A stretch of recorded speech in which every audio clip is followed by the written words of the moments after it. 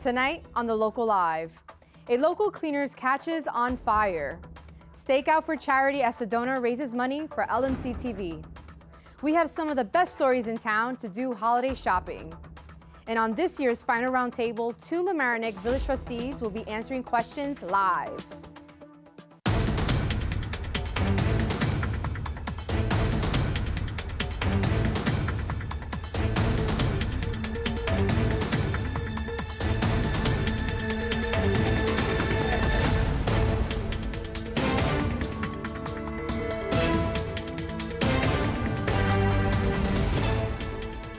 Good evening, it's Thursday, December 20th.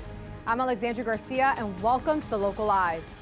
Just after 3 p.m. yesterday, a 2-alarm fire broke out at the Excelsior Cleaners in the Ferndale Shopping Center on West Boston Post Road. There are no reports of injuries and the fire was put out within the hour. Businesses that share the building, including the Stop and Shop, remain closed as of this afternoon. Around 40 firefighters from local departments fought the blaze, including units from as far as Port Chester and Scarsdale. At the council meeting on Monday, Mamaroneck Town Administrator Steve Altieri briefly explained changes to the proposed 2019 budget, which later passed unanimously. The final budget was cut to $40,260,000, an increase of 2.6% from 2018's town budget. All in all, the 2019 budget does exceed the tax cap, however, only by 1.3%, which I think is very reasonable in this environment. It continues to be a very responsible budget, and the recommendation that is being made to the town board is that they approve the budget for 2019. I forgot to add in my supervisor's report that Moody's Investor Services have confirmed and renewed our AAA rating, which is the highest financial rating that is given out for the town's financial condition, and also increased the rating for the town's fire department to a AA1 rating. Caroline Lee of the Larchmont Recreation Committee approached the Village Board of Trustees on Monday with a proposal to expand bike lanes on Chatsworth Avenue and to create a safer route through Flint Park.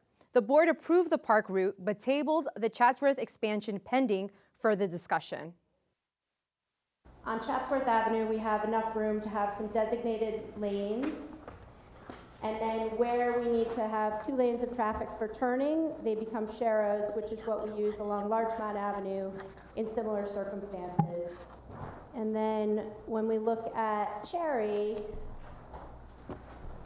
what this does is provide a safe route to travel to the Hommick School off of Larchmont Avenue. So they would come down Cherry Avenue. We're discouraging them from going on Monroe and to Locust, which is busy with traffic and narrow at the times of day that the kids are traveling, and encourages them to use the right direction around the circular area where we have Flint and Lyons and Shore Drive, and then continue along Flint Avenue, make safe turns along Flint Place and Shore Drive and into Flint Park.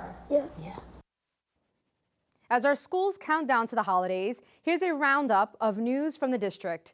Collaborating with the STEM Alliance, Hommick's math teacher Judith Kennelly spent 10 weeks helping students prepare for the American Mathematics Contest, a nationwide competition held in November. The middle school has 6 students score well on high school math material on problem solving. Congratulations to Ms. Kennelly and all of the participants. The Patch recently reported that Central School students helped their needy peers with the Sharing Shelf of Family Services of Westchester. The organization held a drive for new socks and undergarments, and Central Schoolers surpassed the goal, collecting more than 3,000 items. What a great way to celebrate the season of giving. Last but not least, on Tuesday evening, the Mamaroneck School Board meeting heard from its student liaisons. So some things that have happened just very recently have been some college acceptances. Seniors from Mamaroneck have gotten into Dartmouth, Harvard, UPenn, Brown, Notre Dame, Columbia, Yale, Cornell, Duke, and many, many other schools. So congratulations to all of those. Some of us are still waiting, but you know, it's fine, we'll get there. Just got a couple more months to wait, it's all good. In other news, the National Honor Society is putting together a toy drive with some local organizations to try and help bring some presents to kids. On a similar note, Student Council has adopted a child from New York City as part of our Jinglings program. So every year we do this, we cut up strips of paper, link them together, sell them to people for $1, and then that helps to pay for this kid's gifts this year. And then once we put all the links together, whoever has the longest chain wins. It's by grade, you get bragging rights. That's what we're all about here. Congratulations to all the seniors who have heard good news from their schools of choice. The rest of you waiting, hang in there. Music awards were given out, and the school board was also treated to a performance by the Central School's 4th and 5th grade students.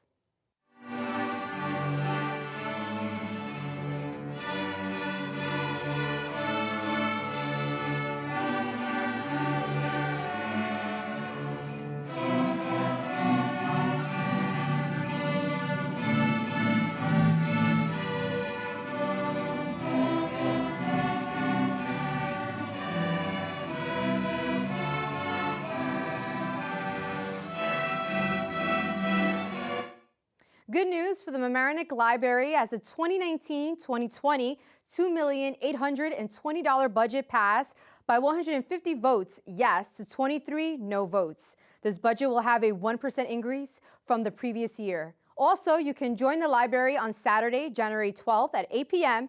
for the Books Come to Life event. It will be a tour of the library with live action performances of literature and stories. Space is limited, and you can reserve a spot at www.eventbrite.com. For tonight's roundtable, Mike Witch sits down with Mamaroneck Village trustee Keith Waitt and Victor Tafur.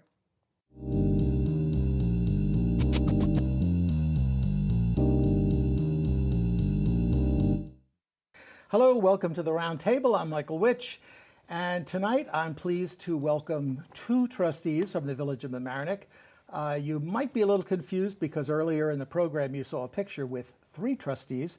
Dan Natchez was unable to be with us today. He has a concern about the open meetings law and the fact that 3 trustees perhaps constitutes a quorum.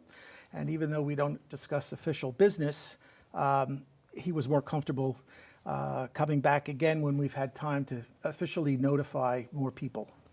So welcome. Keith and Victor, you're both now elected to your 2nd terms. Correct. So it must have been exciting enough to want more.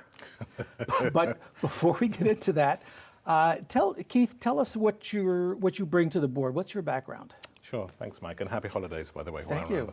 I have spent most of my career in the financial services area. I worked for Citigroup for over 20 years, and then I left Citigroup in 2007 to set up my own business, which is a training business for the financial services industry. So I have a corporate background. I have my own CEO background as well.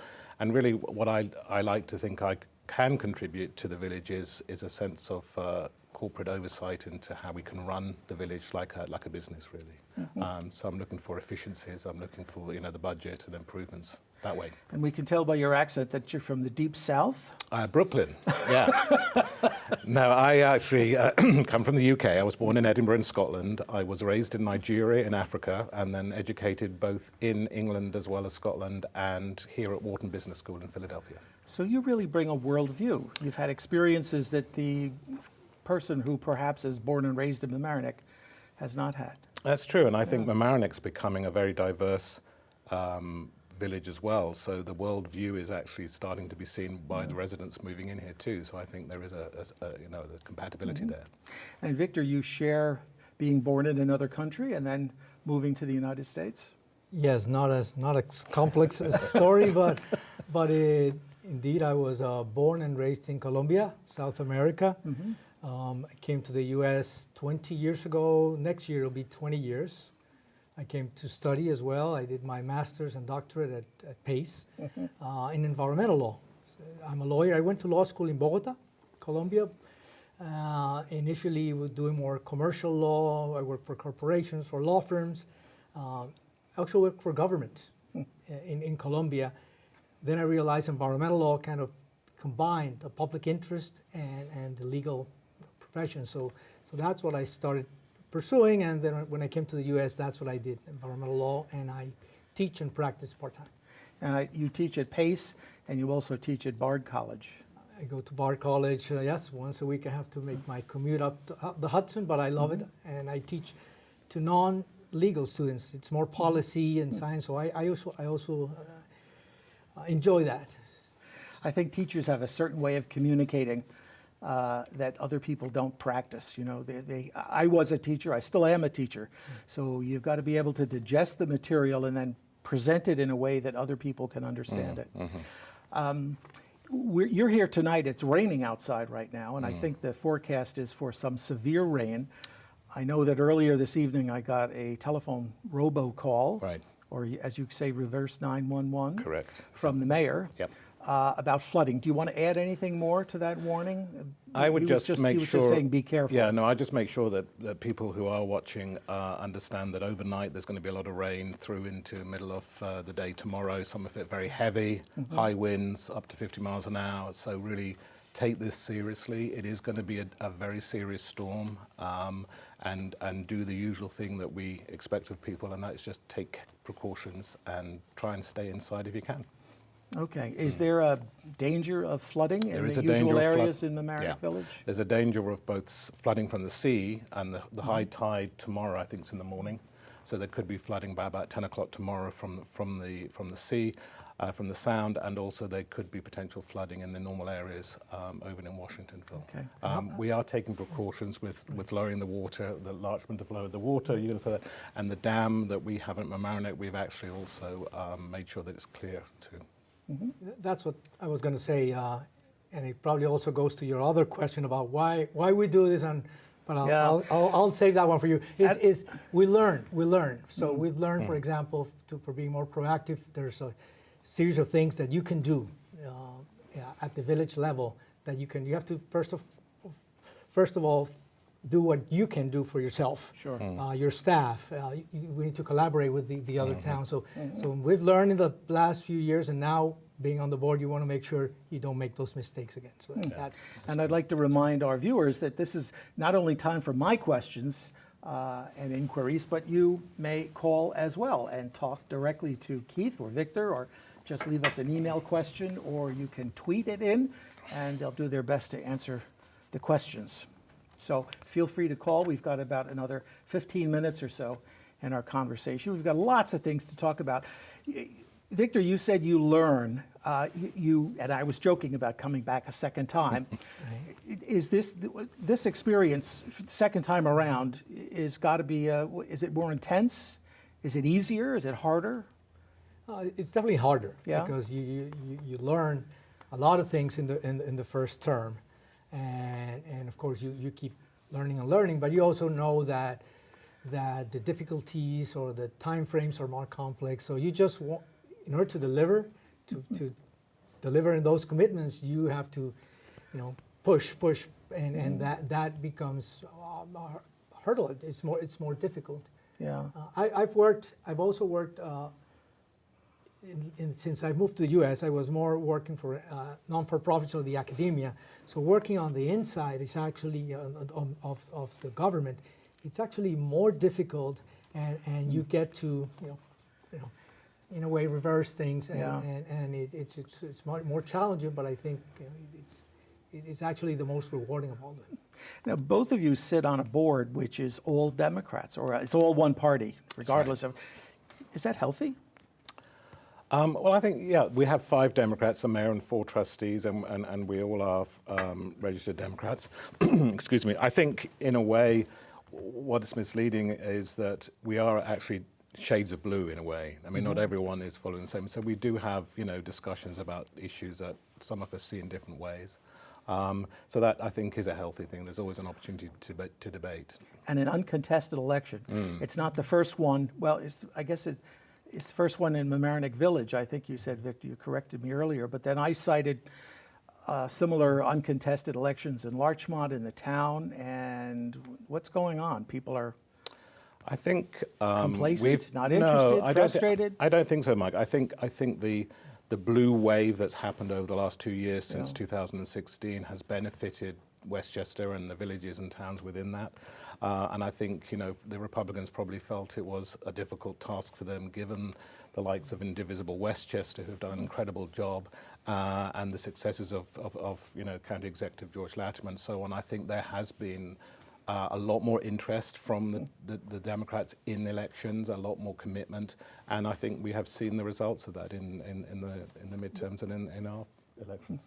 But I think that could be part of it, but there could be also the circumstances. I wouldn't count on it being a permanent thing. Right. I think our village is very diverse, both in socioeconomics, where people come from, origin, but also I would think not just politically on the parties, but on the thinking. And I wouldn't count on it. I think it's more the circumstances.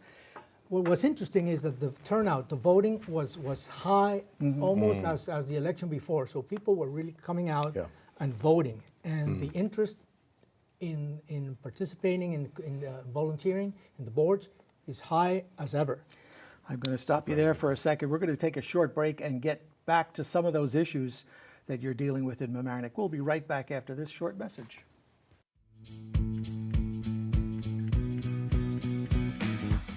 Do you know how to request our services? Just go to lmctv.org. Under the service banner, click Forms. In our Forms section, you can apply to be a volunteer, learn about membership, learn about corporate underwriting, request a bulletin board, coverage, DVD dubs, equipment, and PSAs. It's all a click away at lmctv.org. Welcome back to the Roundtable. Our guests are Keith Waitt and Victor Tafur, both re-elected trustees of the Village of Mamaroneck. And we're down to talking about some specific issues. And I have to ask you about Hampshire. Now, I know there's some lawsuits involved, so you probably can't say a lot. And I know there was a meeting on December 12th where the environmental statement that the developer had prepared was found to be wanting in several areas. Can you say anything more about that? With Hampshire, we have to be careful as trustees in what we say as there is litigation going on. I can tell you that the planning board meeting the other day was to review the environmental impact statement, and as you said, it was lacking, and there's going to be another meeting now to continue with that. I think January 9th. That's right. Is another meeting, Yeah. and the public can come and speak their And mind. that's the important thing, that the public can come and talk about their feelings, and we're getting a lot of correspondence directly to us as from sort of both sides. But the issue that they're looking at now is really the townhouse development that they're proposing as an alternative to the condominium development where the club is now. So that's what's been under review. I can add two things. One is something very technical, so it wouldn't compromise my role on the board, which is that the environmental assessment actually has kind of two pieces. First is a draft, and in New York, that draft is presented by the developer. Okay. But when the time comes to do a final, in that final you do two things. You respond to the questions from the residents and from everybody, committees, so you get that back and forth. Every question has to be answered, or they have to group them. But the most important thing is that the final environmental assessment really is done by the agency, by the board. So they have to really turn it to a neutral language, to a language that is that is a very difficult, kind of passing, and that's what's being cleared. So that's technical. As board, we just have to wait for the process to come to us. That's not the decision, not the planning board. It's the planning board that are doing the final. That's And then it comes to then you. we'll see if Then it comes to us in trustees. any way. if for it the needs time to being, come to us. We'll wait. Okay. The flood control project, the Army Corps project, are they ready to send in the shovels? They are not ready to send in the shovels quite yet, but everything's been approved all the way up to the White House, as it were. So we're ready to rock on that, which is excellent. we, as you know, it's funded by different various, from the Fed all the way down to us. So we actually will have to get funding for our portion of that, which is about 6 million, I think it is. And then there will be the start next year, 2019, and early next year will be the start of the design phase, exactly what is proposed and how it's going to be put into design, and then we'll start shoveling. That will have, did you want to add something? I think we recently passed this resolution fulfilling our commitment. Yes. That is really the kind of will lower the impact, but that's what the federal government would, in a way, do for us. It has a state component, but it will only be part of it. I think we need to be more proactive of what the village can do on future planning. I recently attended a meeting by Westchester County, and that's where the three levels of government really have to collaborate, telling us what to expect in a rain events. And the hydrologists, the scientists are telling us with a lot of precision what to expect here. So a rainfall of 5 or 3 could be now 4 or 5. So we really have to react and do a lot of things. So it's just part of it. I think, if I may, it's a really good point. This Army Corps project is not going to be the end to flooding in the village. It's not going to be the sort of panacea to all the problems that we've been having, for 2 reasons. One is that it's probably going to have an 85% success rate. Hopefully that's what they're envisioning. But there's still what's happening in the environment now just keeps sort of, we keep having to catch up with that. And also it doesn't actually have any impact on the other side, which is the sound flooding from the other side, which is another whole issue that we have to deal with in terms of raising seawalls and so on and so forth. So, we have the benefit of living in a wonderful, wonderful village and a lovely area, but what comes with that is flooding from 3 sides, just about 2 rivers and the sound. So we have to deal with all of those. Well, that reminds me, you've got a project that I know you're keen to see start, talking about developing a lovely area. There is an area in Mamaroneck that residents refer to as the industrial area. And you are going around calling it a maker zone. Can you explain that? Yes, we've decided to sort of give it a little bit more of an upbeat name. So we're starting to call it the Maker Zone, which has a title. Each letter is defined something. But the Maker Zone is meant to reflect that this is meant to be a arts and crafts studio environment where we're trying to encourage younger people and to come in and actually live and work there. And we're So it's a encouraging combination of residential as well as it won't be a current retail? No, the residential will be, if it does pass, will be purely like live and work studios for artists. But we're looking at also anything like microbreweries, microdistilleries, crafts, places, even sports facilities. But we're trying to make that area into a really go-to place. A little bit like kind of Brooklyn, but like a very hipster type place where people from the train station can go down. Not as a competition to Mamaroneck Avenue, where it has its own look and feel, but this is meant to be a little bit more gritty, a little bit more sort of younger in terms of outlook, hopefully. I shouldn't say that, but I'm going to, because I'm British and I can say it. But no, it's meant to be younger and gritty, and hopefully it will encourage school leavers to go there, and we're going to have work incubators and work sort of workstations. People can actually go there rather than go into the city and work. There's going to be those sort of office spaces. So it's still conceptual to a point, but we're now trying to get the overlay of what can be approved and invested in there, put in there. Of course, you've got a lot of people. Right. No, Go I would ahead, say, Victor. I look at it with in addition to all those nice things, Yeah. just like an economic driver. Because you have to make decisions. You can grow by doing a lot of more residential.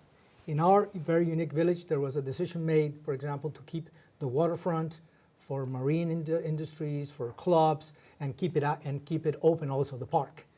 Now we have to make a decision about that, and if we can make the right mix that will attract the right economic development, that will be another driver to our avenue, and then we can have kind of all the things packed in our village where kind of they belong. So that's and take the pressure off residential taxation. Well, residential, we're going to talk about in a second, housing and development, as we see all this new housing coming into the village of Mamaroneck. And we'll be right back with those questions and issues. And remember, you can call and ask your own question. We'll be right back after this.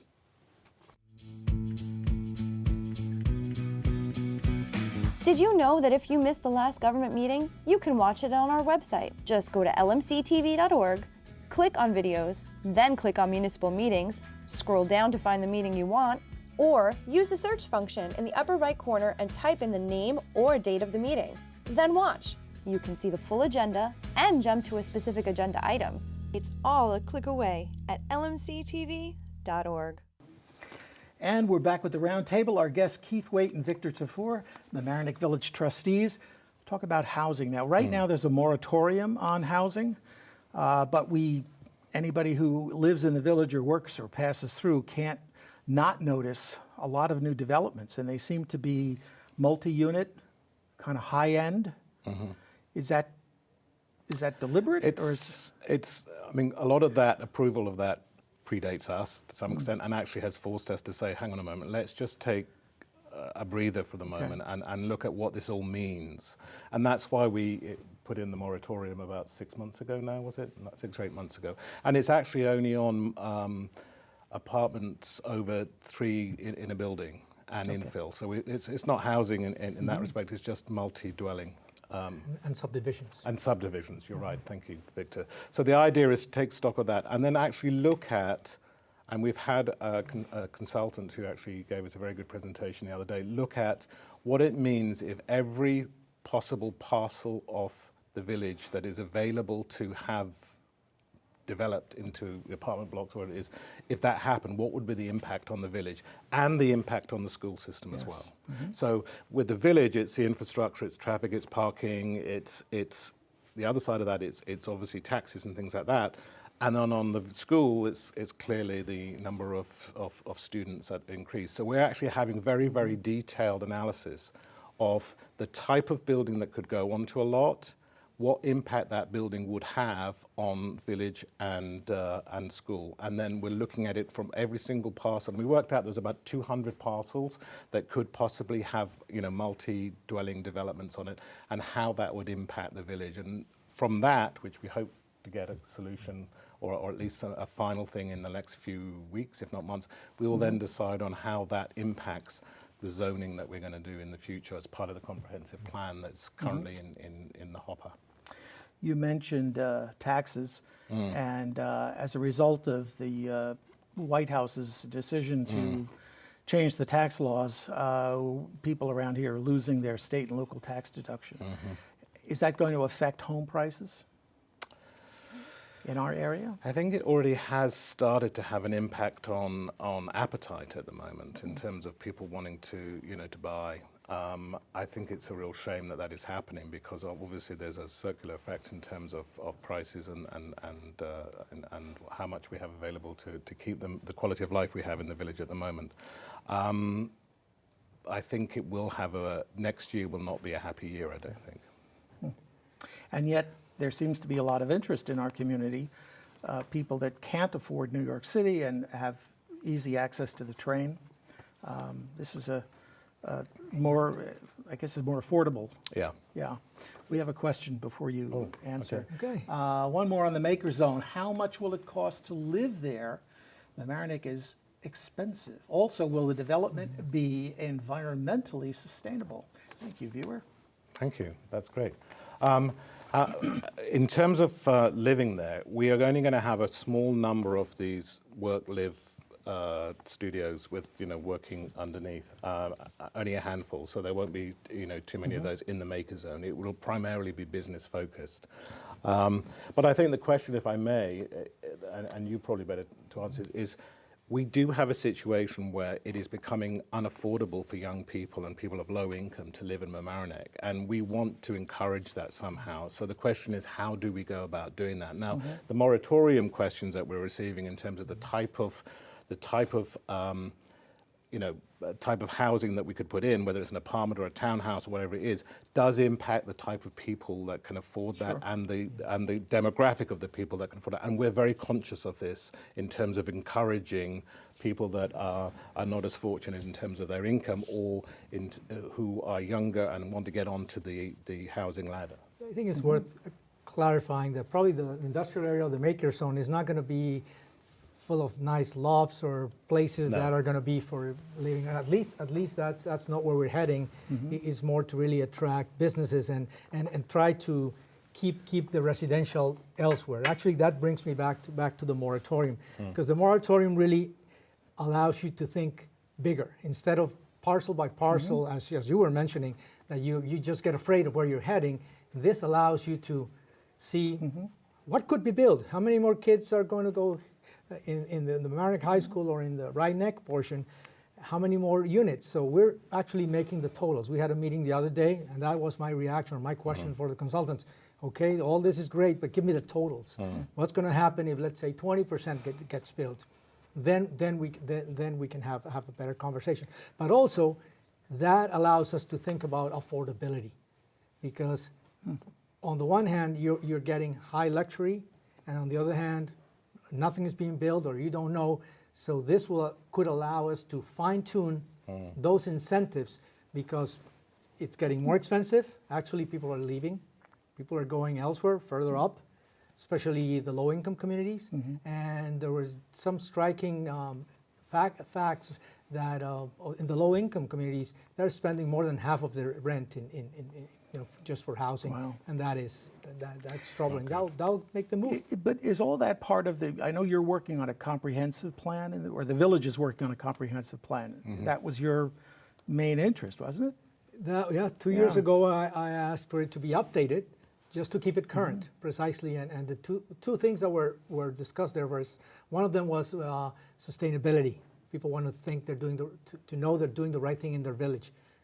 From electric cars that the village is buying for electric stations, sustainability, recycling, that we are in tune with what the world is demanding. But the other big piece is neighborhood character. So to have our different areas of the village, be part of that, because also to defend the values of your houses, you want to have a real nice place where you live, the services, the good schools, but that is different from those larger housing in our Is the neighborhoods. update in process? Yeah, it should be done in the next 6 months, let's put it that way. So hopefully, the moratorium has shifted a little bit. And as it says, it's a comprehensive plan, so it includes the impact of the maker zone. It includes, some of the sustainability stuff that we want to put in there in terms of, where do we see the village in X 5 years' time, and how do we make sure that it doesn't get overtaken by, non-environmentally friendly stuff. Our time has quickly gone by. Is there anything that I haven't mentioned that you'd like to plug? An event? No. Piece of good news? I think another initiative it's been the safety of kids and walking and making that's we're working on that one big time. Oh, good. Yeah. We should actually devote a whole program to that. There's a question from a viewer, sneaks in here. I'm going to read it from the prompter. What other steps toward protecting the environment is the village going to take soon? Have you got any initiatives on protecting the environment? In terms of soon, I know that even this week we were looking at how we can educate people with backyards on better use of their yards from an environmental point of view. In terms of even things like, you don't need to blow your leaves into the street. You could actually mulch them, you can, do things like that. The type of flowers to grow that won't need as much water. Those are the sort of things. I'd love to see a lot more electric basings. I've even proposed that we shouldn't have, electric leaf blowers, and we should have electric leaf blowers and mowers and things, and just start that now, which may seem a bit extreme, but in 5 years' time, people will be saying, why didn't we do that earlier? So. I agree with that. The two big things are mobility, cars and transportation. We can work on that front. We're doing a great thing for ourselves and for the planet and for the state, and so that's good. And the other is everything comes back to water, and in our surveys, water, healthy yards, managing stormwater gets to flooding. So a big plan for water management, because we're a coastal village where we have two rivers, and having a real serious plan that we can incorporate into the permitting, that is something that's useful, not just another study. I think that's one of our goals, and one of mine in particular. No, that's good. Will you come back to talk about the safety issue? If you'd have us. We'd love to have you. And thank love you to. so much for spending these few minutes with us. Dan, we missed you. We want you back on the next program. And thank you for watching. And stay tuned because there's more Local Live coming up right now. Thank you.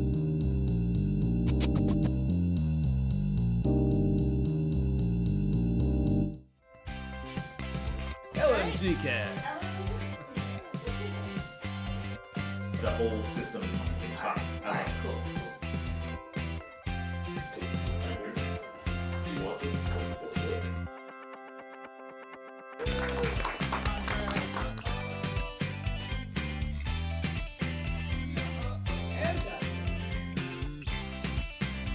I definitely would recommend doing podcasts if you are someone that likes to get something off your chest, or you want to just talk about anything in the world that just might interest you.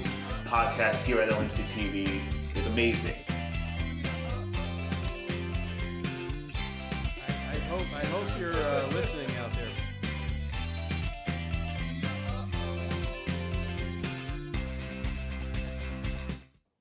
If you're planning on ringing in 2019 in White Plains, Heineken USA has got you covered on making sure you don't drink and drive with its 15th annual New Year's Safe Ride program.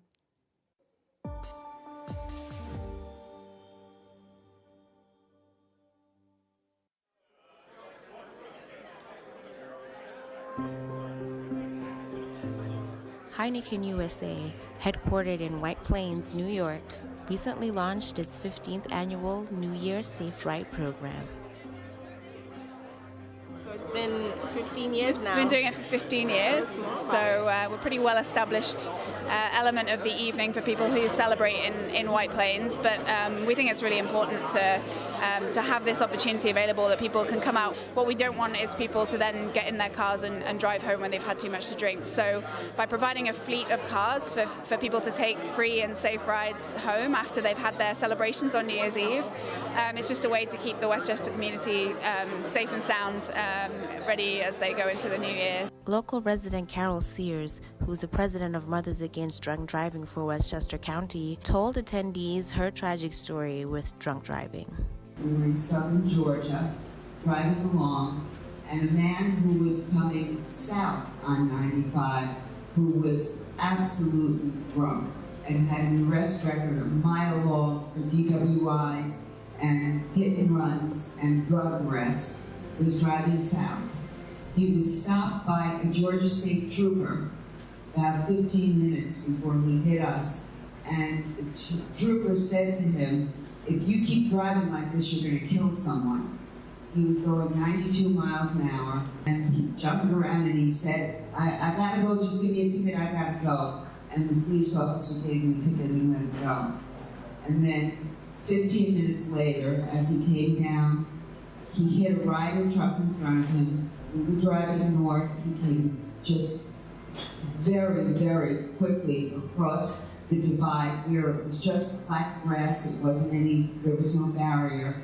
And Andy and I, who were listening to a Willie Nelson tape and just driving along, saw one light come at us. And that was it. That was the end. Over the 15 years that have helped 5,000 residents or more get home.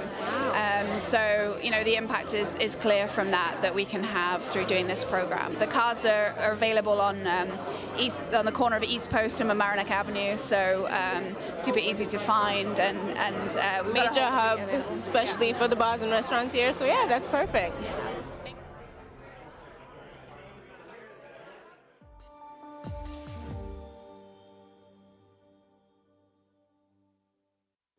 If you still have a few gifts left on your list, please keep in mind to shop local this holiday season.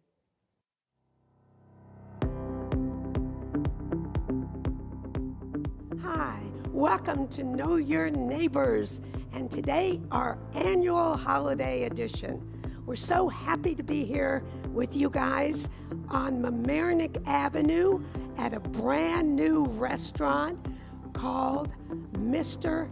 Chin's. Thank you for talking to me today. Thank you. And welcome to Mamaroneck. You know they call us the Friendly Village, right? That's correct, yeah. And I see that. Yeah. And you specialize in dumplings. Yeah, we specialize in steamed pork soup dumplings, which our dumpling lady behind us is making right now. So yeah, we would love for you to try it. When can we eat here? You could eat here 364 days out of the year. We're only closed for Thanksgiving Day. Wow. Now we're at Main Hosiery. If you don't know it, you haven't been a Mamaroneck Village resident for very long. Mary Reed, how long you been here? I've been here for 50 years here in Mamaroneck, and we're a women's shop, and we carry many, many things that you would be interested in. You better believe it. I've bought hose, I've bought underwear, I've bought pajamas, and you have great gift ideas. Yes, we have a lot of gifts at 30% off. And we carry PJ Salvage, which is top of the line that everybody loves. And even I wear that. Okay, now we're at Robbers with Manny. And I got to tell you, it's like being at home. You are at home. This is everybody's home. So, in your personal opinion, if we're looking for the gift this year, what would it be? Right now, it depends on what you're into, but if you're into the outdoors, we're got you covered with Spider and Carhartt and all that. And if you're looking, and the Columbia fleeces and spiders and marmots and all that, you know, those are really good. And the hat that we got for Jerry? Absolutely. Now we've moved to Larchmont. And we pulled up to Village Mercantile. Such wonderful items, everything from things that smell good to serving pieces to fabulous blankets. Okay, we're back in our old stomping grounds of the Voracious Reader, standing with Francine, the owner. And I love coming into this place. It's so warm and fuzzy, and it's such a great place to get gifts.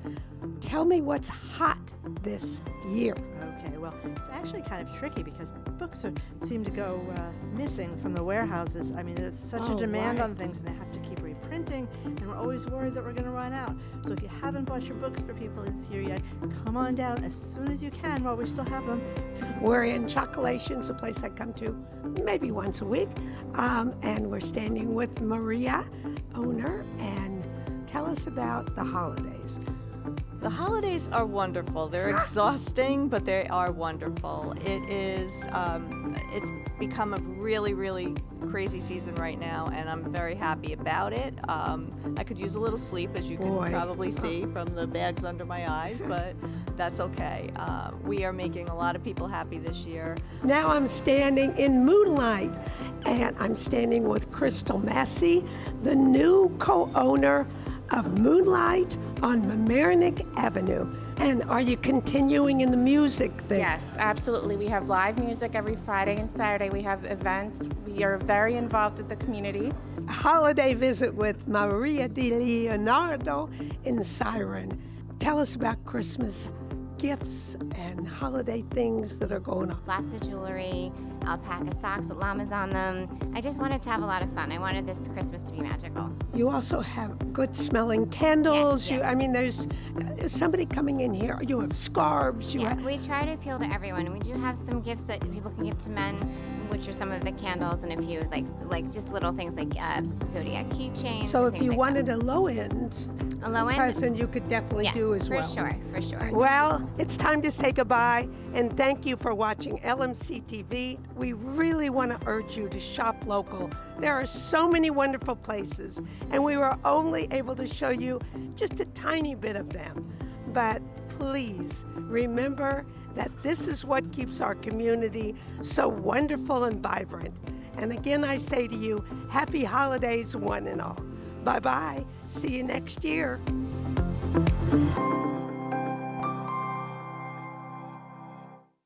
Bye-bye.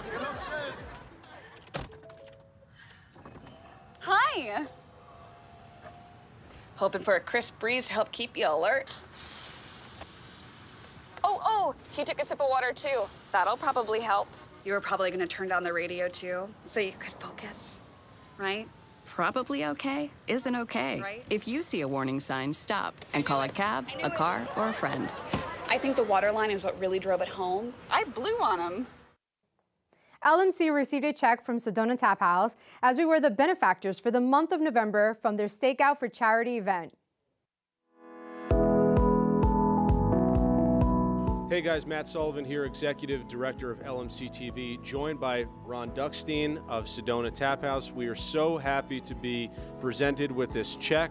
This is from the Stakeout for Charity event. We were the benefactors for the month of November. So every Monday we had community members and people outside the community come in, and for a very small price, which we can't name on the air, they were able to come in, enjoy a great steak dinner, and a portion of that went to LMC TV. So we just want to thank Sedona for all they've done for us throughout the years.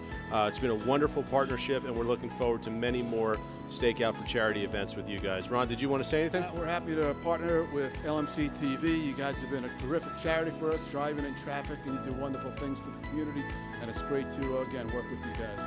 Thank you so much. So everybody, happy holidays, happy New Year. If you can, join Sedona. The Fuller Center for New York is going to be the featured charity for the month of December. And do we have anyone lined up for January yet, Ron? We do, but off the top of my head, every Monday, all I know is we have Stakeout for Charity. I can't remember who the Monday charity is, All right. the January charity. Well, stay tuned. We'll let you guys know. More to come from LMC TV and the Local Live. Thanks a lot. Voting for the Best of Westchester 2019 is open. Please consider LMC TV, the Local Live, and our very own anchor, Maura Carlin.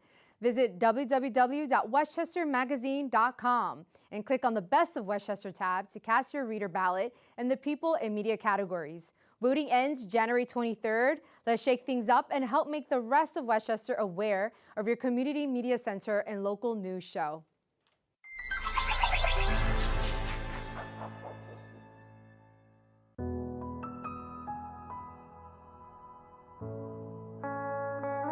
Worked with LMC TV since 2012, and it's really changed my life. I had absolutely no idea how to make a video, and then I had this light bulb go off, and I thought, LMC TV, that's the place I need to be. You know, LMC TV has been amazing.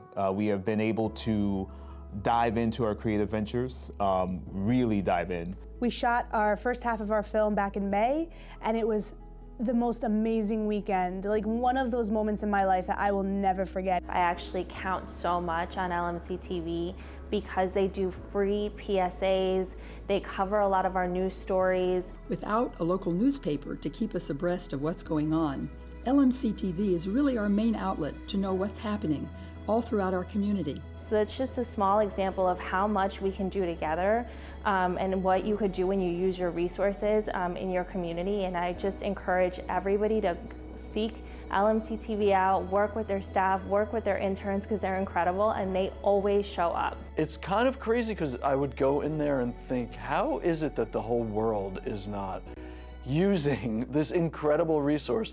If you miss a school board meeting, a town or village board meeting, if you miss an event that your child was in, such as a band concert, a school play, or a sports event, you can go to lmctv.org, click on the event, and you can watch it at your own convenience. I'd like to thank you so much, LMC TV, for the opportunities you've given me and for making my life much more sweet to live. So thank you so much. Thank you for everyone who has funded, generously donated.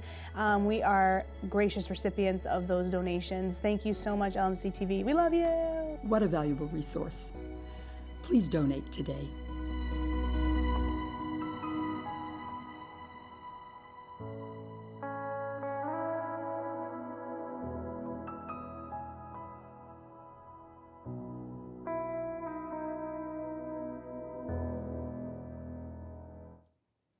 We love hearing from our viewers. Please send all emails, comments, inquiries, news tips, pictures, and videos to locallive@lmctv.org. Remember, if you missed Thursday's live broadcast, you can catch replays of the Local Live twice a day on this channel and find story clips on our YouTube channel. Be sure to also follow us on Facebook, where we stream live every Thursday night, and keep an eye out for some unique content. We would like to wish everyone a very Merry Christmas and a Happy Holidays. Thank you for watching the Local Live. I'm Alexandra Garcia, and we'll see you next week for our Year in Review show. Have a good night.